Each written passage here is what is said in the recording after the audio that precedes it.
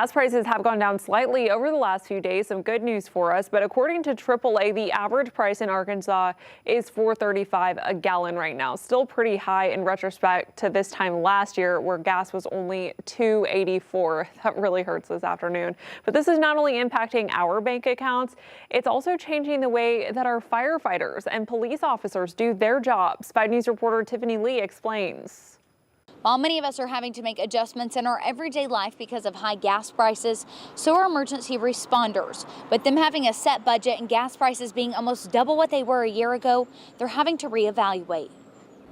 Assistant Fire Chief Willie Watts with the Fayetteville Fire Department says that they're asking their crews to limit non-emergency and non-training travel in the vehicles. This means that in the past, firefighters might run to the store a few times on their shifts to get things needed. Now they don't. They've asked all on a shift to compile one big list, so there's only one trip to the store. From time to time, the fire chief and our counterparts and we make deliveries throughout the day just to try to battle those fuel prices because, as you know, those fire trucks are pretty good size and they do not get very good fuel mileage. They have a set budget from taxpayer dollars, and just because prices have gone up doesn't mean their budget has. One of the biggest changes the department has recently made is turning some fire trucks off while on the scene of a fire. The ones that aren't actively being used, i.e. pumping water or raising their ladder, we're just simply shutting those apparatus off and letting them set, whereas normally we would leave them running. Which means that some firefighters won't be coming back to an air-conditioned truck.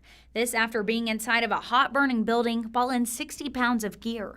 Shutting fire trucks down at emergency scenes, that's something that's never occurred, you know. According to Assistant Chief Watts, these adjustments are necessary to keep from having to cut back on funding for training. We also heard from the Rogers Fire Department and the Fayetteville Police Department. They tell us while they haven't had to make adjustments like this at this time, they are being mindful of conserving gas wherever they can during this time. For now, I'm in Fayetteville, covering news where you live. Tiffany Lee, 5 News.